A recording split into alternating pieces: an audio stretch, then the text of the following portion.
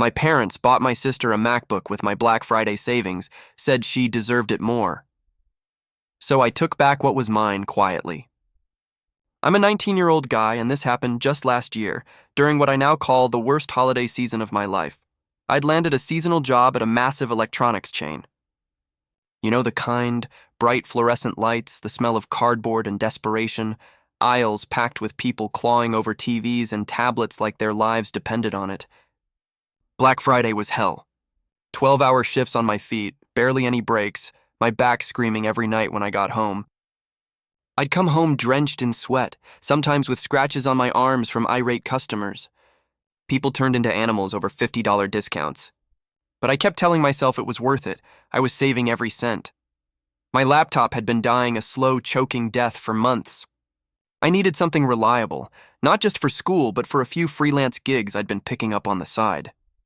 And honestly, I was dreaming of moving out. I didn't have it bad at home. At least that's what I used to tell myself. But I was tired of being treated like a tool that was always available. I wanted freedom. I wanted mine.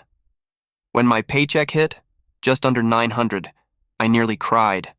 It was the most money I'd ever had at once. My feet hurt, my body was broken, but I felt like I'd earned something real. I showed it to my parents, stupidly proud, expecting them to say how proud they were. My dad clapped me on the back. "Working like a man now, huh?" he said. My mom smiled in that strange way she does when she's hiding something. I thought nothing of it at the time, but the smile should have warned me. Because that money, it was already gone, and I just didn't know it yet. My sister Riley is 21 going on 40, the way she talks down to everyone. She's never worked a real job in her life. No part-time cafe gigs, no tutoring, no summer internships, nothing. Most days she's sprawled out on the couch in a bathrobe, scrolling on her phone, watching reality shows, or complaining about how exhausted she is from doing absolutely nothing. The thing is, my parents act like she's some delicate glass sculpture. Anytime I bring up how unbalanced things feel, I get shut down. "Don't compare," my mom says. "Riley's going through a lot right now." But no one ever tells me what that lot actually is. She doesn't have anxiety. She doesn't have a job. She's not even in school full-time. What she is, though, is entitled. She crashed not one, but 2 cars they bought her. The first time it was just an accident. The second time she was texting and drove into a parked truck. Guess what they did? Bought her another one, brand new. I've never even been allowed to touch either of them. Meanwhile, I've been patching up my old bicycle just to get to work on time. Rain or shine, but I didn't say anything. I swallowed it. I cleaned up after her. I handed her things when she barked at me. I took it all because every time I tried to speak up, I was told I was causing tension or being jealous, so I stayed quiet until the day I found out what they did with the money I bled for over Black Friday. That's when I stopped playing nice. I remember that Friday down to the minute, the vibration of my phone, the notification lighting up my cracked screen, deposit received, $870.24. It didn't look like much to anyone else, but to me it was everything. I'd earned every cent with sweat, bruises, and blisters. My feet still ached from the week before, but when I saw that number, it felt like all of it was finally worth it. I remember walking home in the cold, the kind that bites your cheeks and fogs your breath. I had earbuds in, listening to some lo-fi playlist, just daydreaming. My mind was racing. Finally, I could buy the used MacBook I'd been eyeing for months. Maybe even fix my cracked screen. I wanted to surprise myself with something nice for once. When I got home, I told my parents, half excited, half nervous, "I think I'm finally going to order that laptop tonight." My mom was folding laundry and she froze for just a second. Then she smiled. But it wasn't a proud smile, it was off. The kind of smile you give when you already know something the other person doesn't. "Oh, honey," she said, setting down the towel. "Let's talk about that before you do anything rash." I frowned. "Rash? It's my money." Dad looked up from the TV. "We'll explain later, just don't make any purchases yet." The air in the room suddenly felt heavy. My excitement deflated so fast it left a hollow ache in my chest. I remember thinking, why do they need to explain anything? It's my paycheck. I didn't know it yet, but that was the last moment I'd feel proud about earning that money. Because technically, it wasn't mine anymore. They called it a family talk, but it felt more like an ambush. I walked into the living room, still in my uniform, smelling like sweat and dust, expecting maybe a scolding for leaving my shoes by the door. Instead, they were already seated, Mom on the edge of the couch like she was preparing for war, and Dad leaning back in the recliner with that fake calm look he gets when he knows I won't like what's coming. "Sit," Mom said. Just that one word, no smile. No warmth. I sat slowly, confused. Dad cleared his throat. "Look, we know you worked hard, and we're really proud of you for stepping up." He paused like that was supposed to soften the blow. Mom jumped in before I could speak. "But Riley needs a computer for school. A real one. Her assignments are piling up and her old one was falling apart." I blinked. "Okay, so?" That's when Mom said it. So casually it made my stomach turn. We went ahead and got her a MacBook. She really needed it. My chest tightened. "Wait, you got her one?" Dad avoided my eyes. Mom glanced at me, then looked away. "We used the money from your account. It was the right thing to do." Silence. They looked at me like they expected me to understand. Like I'd just clap and say, "Great idea. Thanks for stealing from me." I didn't yell. I didn't cry. I didn't say a damn word. I stood up, walked to my room, and shut the door. That was the moment something inside me cracked. Not shattered, cracked. A quiet hairline fracture that wouldn't show until it split wide open. That night, after hours of me sitting in silence, staring at the ceiling and replaying the conversation over and over in my head, my door creaked open. I didn't move. I didn't even look. I knew it was her. My mom walked in like she owned the room. "We need to talk," she said, shutting the door behind her. No knock, no permission. Just entitlement, same as always. She sat on the edge of my bed like I was still 10. "I don't understand why you're so upset. This was about helping your sister." I turned my head slowly. "With my money?" She frowned like I was the one being unreasonable. "Riley's been struggling mentally. You know that. She's trying to get back on track. She needs that MacBook to succeed. She doesn't even go to class," I shot back. "She sleeps until noon and scrolls TikTok all day." Mom's voice sharpened. "You need to stop being so selfish. Sometimes we have to sacrifice for family. You're contributing. That's what being part of a household means." I sat up. "I never agreed to contribute a damn thing. You took my paycheck without asking." That's when my dad yelled from the hallway, "You're lucky we let you live here rent-free. You want to act grown? Start paying bills." And just like that, the conversation flipped. Suddenly, I wasn't their hard-working son. I was an ungrateful burden. Something inside me snapped. Quietly, but completely. I realized then, in this house, my effort didn't equal respect. It was currency for their decisions. I didn't scream. I didn't argue. I just stared at her while the room filled with silence thick enough to choke on.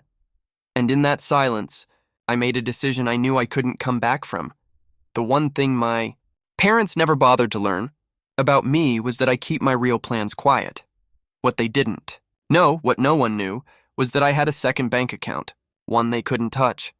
I'd opened it a year ago after Riley accidentally used my debit card to buy clothes online, and no one held her accountable.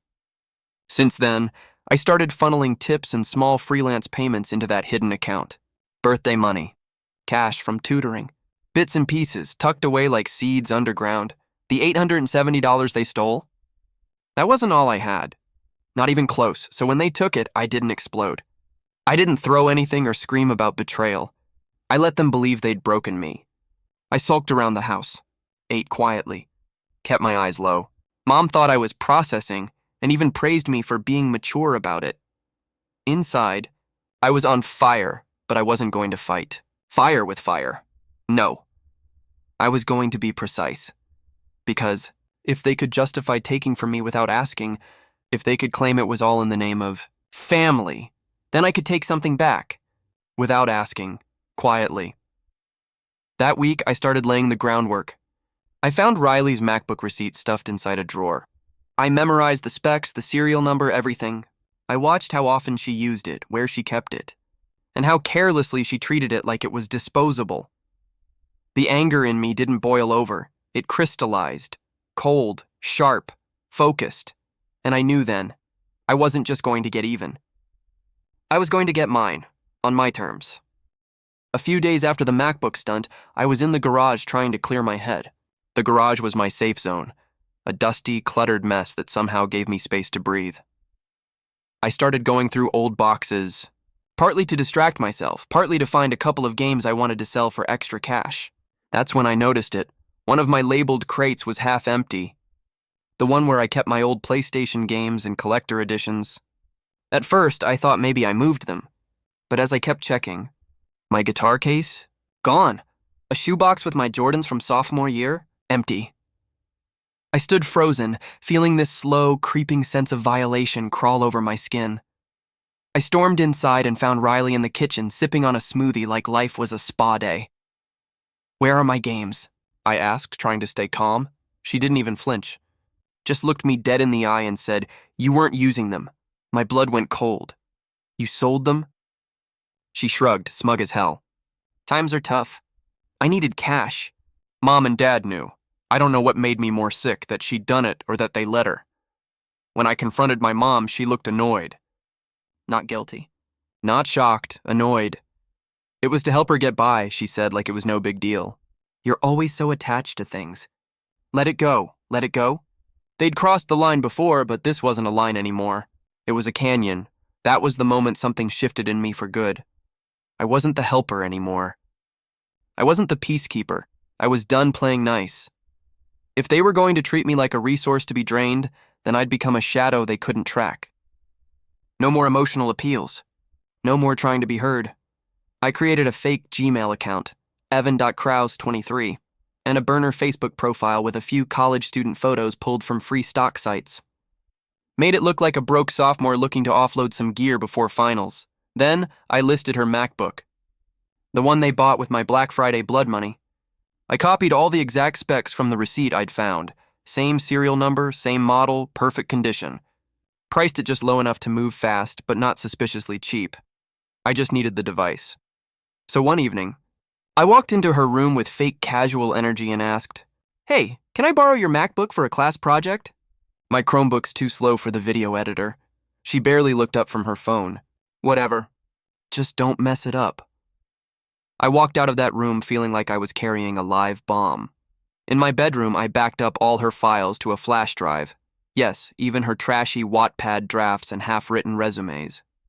I wiped the drive clean, factory reset it, cleaned the screen with a microfiber cloth and took 6 sharp, professional-looking photos with good lighting.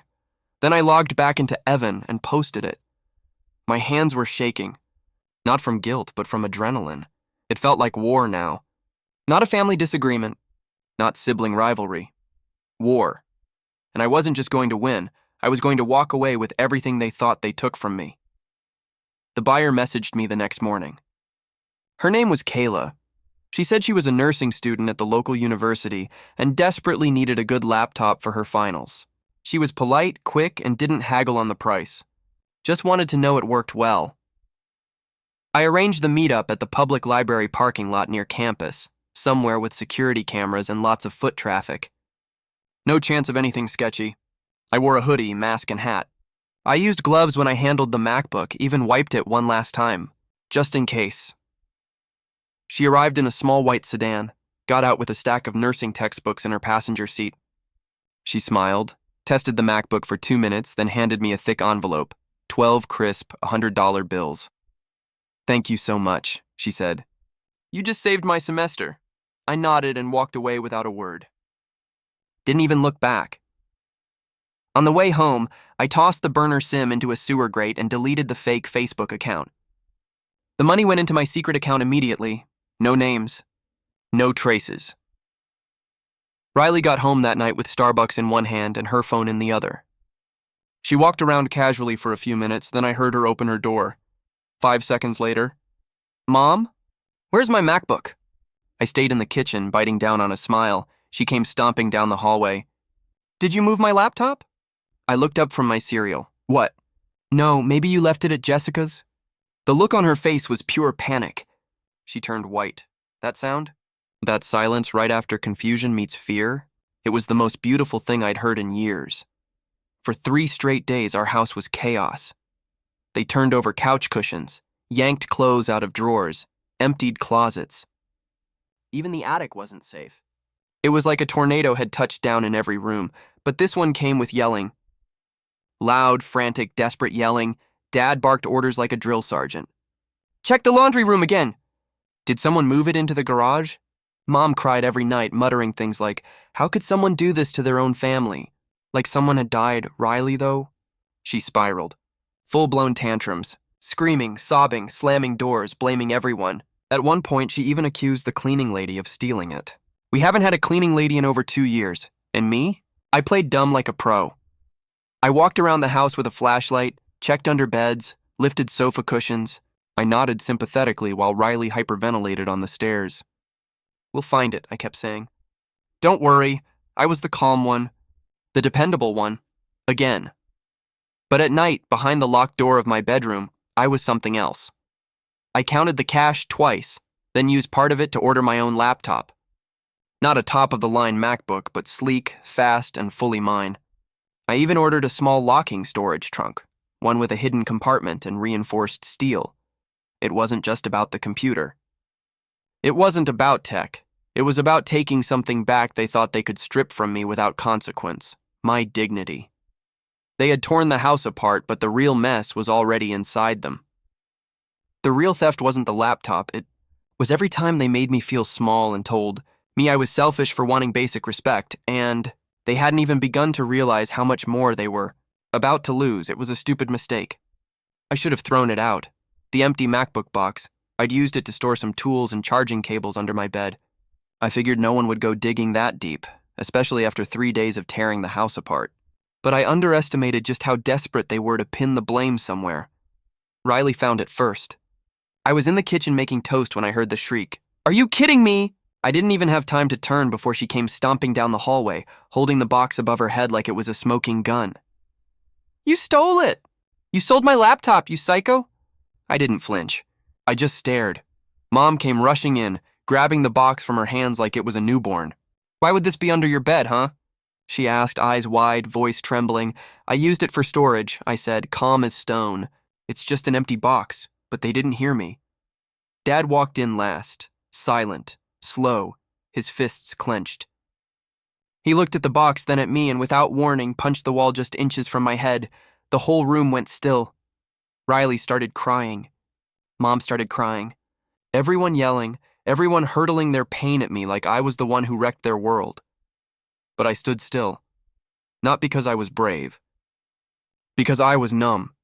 In that moment, I finally saw it clearly, what I'd been to them all along. Not a son. Not a brother. Not even a human being with limits. I was a resource, a wallet, a spare pair of hands, and now that I'd stopped serving that role, they didn't know what to do with me. The chaos had simmered into tension. No one was speaking to me, but they were still watching, hovering in the kitchen when I entered, pausing conversations when I walked by, acting like I was radioactive. Riley, though, had gone full ghost.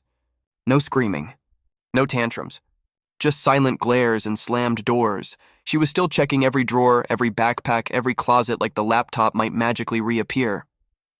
I could have left her in that spiral. I really could have, but I wanted closure, not just revenge. So I played my final card.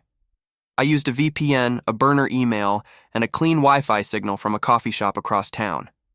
I created a Dropbox folder titled For Riley. Inside were all her files, the stuff I'd backed up before I wiped the MacBook. Resumes, class papers, notes, even her dumb romance drafts. I zipped it, uploaded it, and attached a note.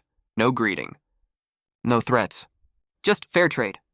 You've sold enough of mine. No signature, no clue. Nothing to trace. I sent it to her main email from an untraceable address and waited. No reply. No outburst, nothing. But she stopped searching. She didn't bring up the laptop again. Didn't mention the files. Didn't try to corner me or accuse me, and for the first time in years, Mom and Dad didn't step in to save her. They were too exhausted. Too shaken. Or maybe they finally saw that this time, Riley had gone too far. Deep down, I think she knew exactly who had done it.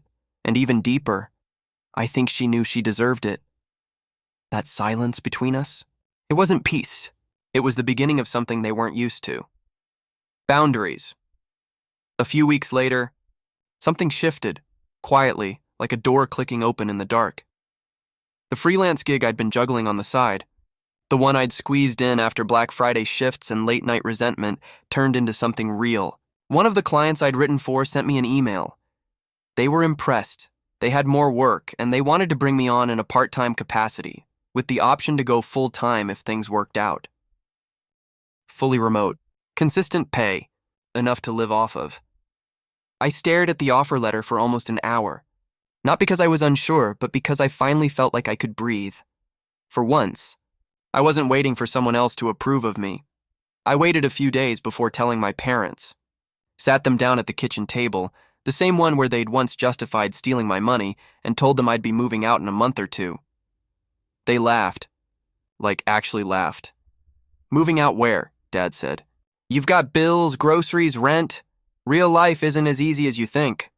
Mom just blinked at me. "You're really going to leave us? After everything we've done for you?" I pulled out the printed job offer and placed it on the table. They went quiet.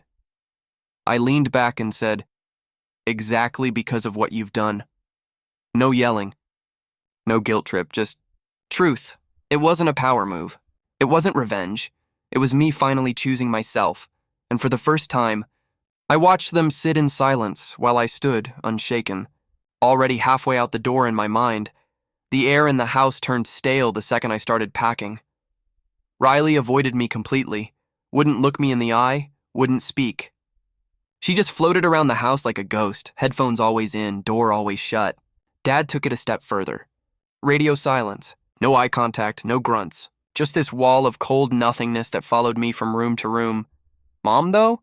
She oscillated like a broken ceiling fan, one moment overly sweet, offering to help fold my shirts, the next dripping with guilt-laced sarcasm. "So I guess we're just throwing away our family now?" she said one afternoon, standing in my doorway with a sad little smile. I didn't respond. I just kept taping up boxes. I made a checklist of everything I'd bought with my own money. Headphones, electric shaver, Bluetooth speaker, even my pillowcases. I took it all.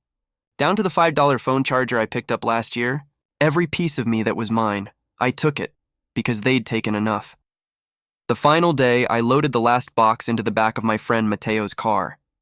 Mom followed me out to the curb, arms folded, lips trembling. "This is what you're doing? Just leaving us like this?" I closed the trunk slowly, turned to face her, and said, "I'm not leaving you. I'm choosing me, for once." Her face crumpled like paper, but I didn't wait for her reply. I slid into the passenger seat, shut the door, and exhaled like I'd been holding my breath for years.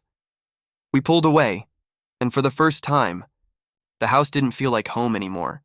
It felt like something I'd finally survived. My new place wasn't anything special. Bare walls, second-hand furniture, creaky floors that sang every time I walked across them. But it was mine. Every chipped corner, every flickering light bulb, every imperfect detail belonged to me. And for the first time in my life, no one barged into my room. No one yelled down the hallway over something I didn't do. No one guilt-tripped me for breathing too loud. Peace didn't come with fireworks. It came slowly like a warm cup of tea on a cold morning. I hung up the posters I'd kept rolled in my closet for years, ones my mom said were too childish. I cooked ramen exactly the way I liked it. Added spices I never got to use back home. I didn't have to label my food in the fridge. I didn't have to hide my wallet in my sock drawer. Still, just in case, I bought a small safe. Bolted it to the floor in the back of my closet. Inside, I placed my passport, my backup drive, my emergency cash. It wasn't paranoia. It was preparation, like scar tissue after a burn. I started saving again, slowly, quietly, for the next laptop, for future rent, for whatever I decided was important. No one asked what I was spending on. No one hovered behind me when I opened my banking app. It felt like breathing with both lungs for the first time. There was still pain, still resentment, still nights I lay awake wondering how things could have gone so wrong. But I never once regretted leaving, because this time I was building something that belonged to me, piece by piece, no guilt. No explanations, just freedom, echoing softly through every room. It had been 3 weeks since I left when I got the text. No hi, no how are you, just hope you're happy. You ruined everything. It was from Riley, of course. I stared at it for a long time, thumb hovering over the keyboard. I had a dozen responses lined up in my head, some cruel, some honest, some that might have actually made her reflect for once in her life. But in the end, I just locked my phone and set it face down on the nightstand. I didn't need to explain myself anymore. I'm not proud of every move I made. I won't pretend selling her laptop was noble. It wasn't. But I'm also not ashamed. Not for a second, because it wasn't revenge. Not really. It was survival. When people corner you long enough, strip away your choices, and expect you to keep smiling through it, eventually you either break or bite back. I bit back. They called me selfish, petty, dramatic. They always had a word ready when I finally said no, but no one ever called them thieves for what they took from me. My effort, my peace, my trust. So I took it back, quietly, strategically, and on my own terms. That night, I lay in my bed, no yelling, no banging on my door, no accusations, and I realized something. My jaw wasn't clenched. My fists weren't tight. I was just calm. I slept like a rock, and for the first time in my life, I didn't wake up feeling like I owed anybody anything. I didn't burn the bridge. I just walked away from one they kept building over me.